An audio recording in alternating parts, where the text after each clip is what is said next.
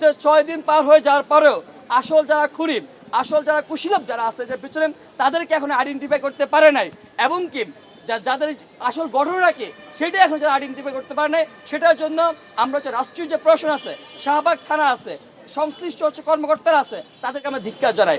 আমরা আজকে যেই মানববন্ধন কর্মসূচি দিয়েছি সেটা নানাবিধ কারণে হচ্ছে মানববন্ধন কর্মসূচি পালন করতে পারি নাই। সেই কারণে হচ্ছে আমরা আপনাকে খবর পাচ্ছি, আমরা এর আগেও বলেছি আমরা আজকে যে বিশেষ যে দাবিটা দিয়ে এসেছি, যে ক্যাম্পাস আমরা দেখেছি কয়েকদিন আগে ঢাকা মেডিকেল কলেজের সামনে একজন বাবুকুরে ব্যক্তি সেখানে হচ্ছে গলায় ফাঁসি দিয়ে সে মৃত্যুবরণ করেছে। এটা আমাদের জন্য সবচেয়ে হচ্ছে আতঙ্কের একটা বিষয়, আমাদের দুঃখের একটা বিষয়। আমরা দেখেছি এই পুরা ক্যাম্পাসের মধ্যে হাত পা পচা গলা মানুষজন কিংবা সে হচ্ছে করে আহত হয়েছে, সে মানুষগুলো এসে হচ্ছে আমার ক্যাম্পাসে নিরাপদ একটা আবাসন হিসেবে এখানে হচ্ছে গিয়ে কি ব্যবস্থা করে নেয়। আমরা মনে করি আমরা আজকে বেশ দুটো দাবি দিয়ে এসেছি। আমরা বিশ্ব প্রশাসনকে যে একটা দাবি দিয়েছি, তার মধ্যে প্রধান দুটো দাবি, সেটা হচ্ছে আমাদের ক্যাম্পাসের শিক্ষার্থীরা, বিশেষ করে নারী শিক্ষার্থীরা সবচেয়ে বেশি আতঙ্কের শিকার হয়। সেই জায়গা থেকে আমাদের নারীদের 3টে হল আছে আমাদের ক্যাম্পাসের বাইরে।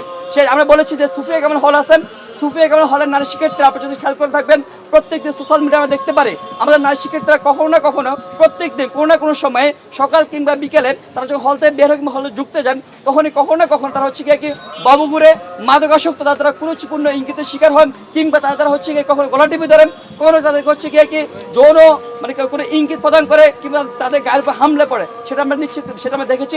আমরা প্রশাসন দুটো দাবি দিয়েছি যে প্রত্যেকদিন পিক আওয়ার অর্থাৎ সকাল 6টা থেকে 10টা পর্যন্ত এবং সন্ধ্যা 6টা থেকে 10টা পর্যন্ত সুফিয়া কামাল হল এবং বঙ্গমাতা এবং কুয়েতপতি হলের সামনে 2জন থেকে 4জন করে প্রত্যেকদিন 6টা থেকে 10টা পর্যন্ত, সন্ধ্যা 6টা থেকে 10টা পর্যন্ত 2টা পিক আওয়ারে 2জন করে 4জন প্রক্রিয়া টিমের মেম্বার দিতে হবে। আমরা এটা যুক্তিশীল দিয়েছি, কেন কি জানেন?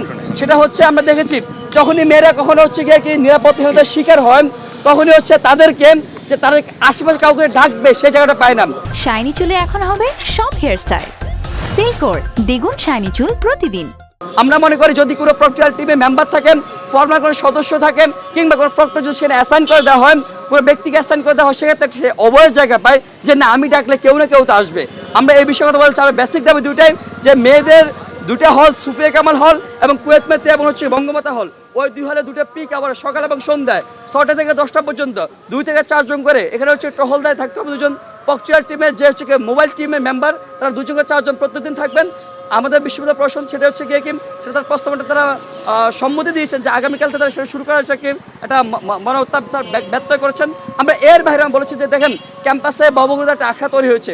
2 দিন আগে উদ্যান যখন হচ্ছে গিয়ে কি বাবুগুরুদেরকে মুক্ত করে ফেলছেন, সেই বাবুগুরুরা আমার ক্যাম্পাসে এসে আবারও হচ্ছে গিয়ে কি তারা নিরাপদ আশ্রয় গড়ে নিয়েছেন। সেই জায়গায় বারবার করে প্রশাসন দৃষ্টি আকর্ষণ করেছি যে না, এখন নানানজন নানাবিধভাবে ক্যাম্পাসকে অস্থির করার প্রস্তাব একটা পরিবেশ তারা তৈরি করতে চাইবে, সেই জায়গাতে আমরা কখনোই চাই না।